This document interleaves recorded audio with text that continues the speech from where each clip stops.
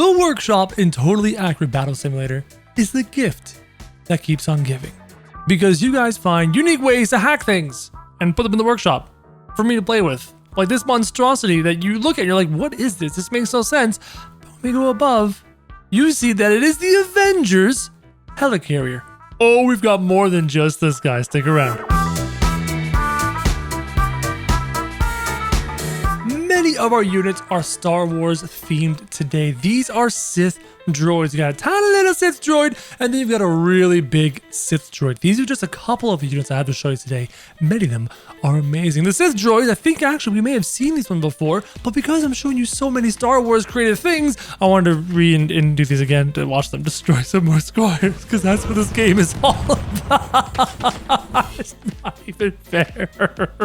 Who designed these units? They're so powerful. There's a bunch of knives. I don't know what to say one more time. One more time for our lovely Sith droids. This first one just unleashes hell in the form of this bombardment of these, I believe those are rocket launchers? Not rocket launchers, grenade launchers. And this little dude is more of a one-shot. Oh, he just wrecked that tank. Did you see that? I don't know if you could because of all the light going on here. But this guy on the left, oh, never mind.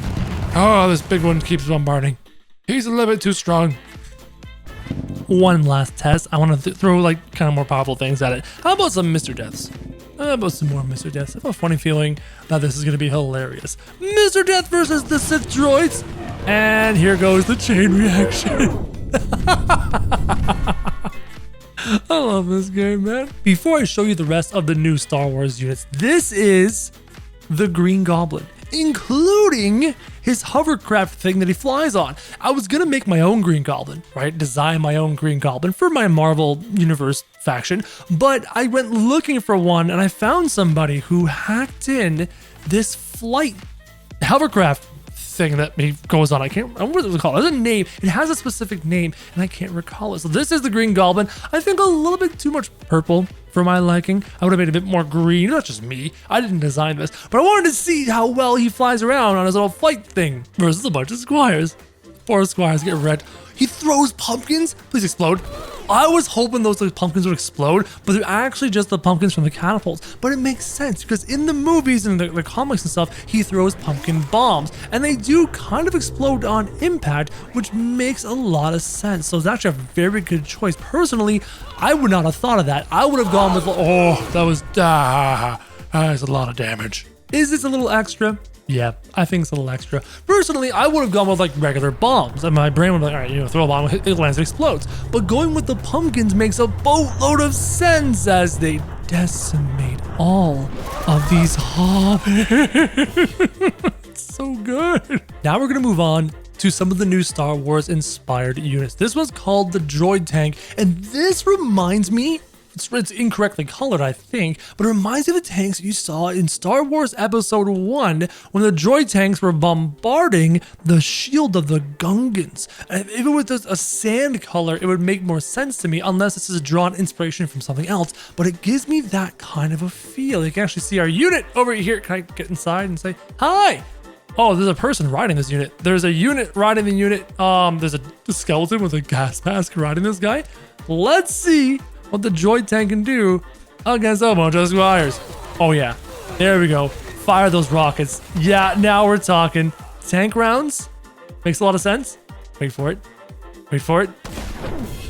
There it is. Who brings a bow and arrow to a tank fight? I bring a hoe. Hey, it worked! Oh my god. Okay, so the unit's inside. The tank unit doesn't have a bunch of HP. It probably should have a little bit more, considering it is a tank with metal plating and maybe some shielding and all that jazz. If I was making this unit, which I can't because I don't know how they do that, I would definitely give it a bit more HP than that. Some arrows shooting at some metal plating. Yeah, let's get real, guys. Come on. This one is called the Droid Tank Cannon, and you know this is supposed to be a walking unit. Now sadly in this game you can't do that, so they make the unit hover to make it seem like it's walking, but this is called the Droid Tank Cannon. Got the spider legs going on, the big old cannon out the front, and I like the fact that you have this droid.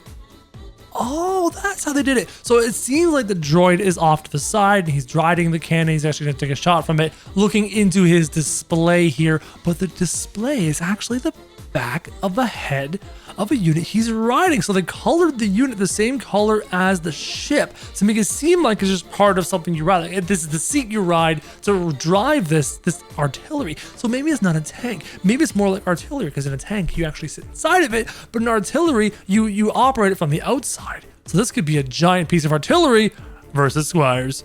And oh baby, there we go. Fantastic.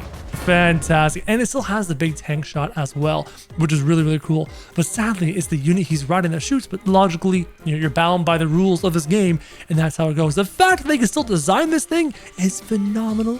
It's just so good. This one is called the Clone AV7 Artillery. This is probably from the Clone Wars. I love the coloring. And again, it's a similar concept to the last one. Here's your operator. He's operating the unit from the outside because it's artillery. It's on legs and stuff. The cannon's more beefy and built up on the top. I like the stitching. It's kind of funny. So yeah, the cannon's way more built up and beefy. It looks like cardboard boxes stretched to pull that off. I wonder how they pulled off the nose. And that looks like a stormtrooper unit. I like that stormtrooper unit. It looks really, really good. And they're gonna decimate these squires. Yep, big old cannon. Where does a cannon shoot from? Hold on. Okay, there's that.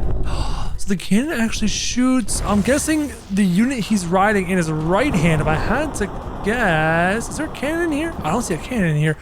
Interesting. So where does a cannon firing from? There's the bombardment. And that was the cannon round right there. Didn't quite make it to the squire because the squire died before the cannon could actually reach it. Now we're going to take a look at the helicarrier. This is very cool. It's not big enough. I mean, logically, if you take a look at the squires, right? If this was a person, the helicarrier is not nearly big enough or long enough. But if you make it too big, it's useless in this game. So it makes a ton of sense to me. Here we have the wind turbines. If you could just rotate this a little bit more and have the turbines more flush to the side, it would make a lot more sense. The positioning of those objects, which look like the spinning, what are those called? The fidget spinners. If you get a fidget spinner rotate a bit more and have more flush to the side, it would make a ton more sense. I like the fact that it's like kind of flat up here, which is really cool. Let's go inside and take a look around. Here's our unit. Doesn't seem to be holding any guns. Is someone riding on his back? No, no one's riding on his back. Why does he have a beard? Why get the unit inside a beard? It makes no sense to me.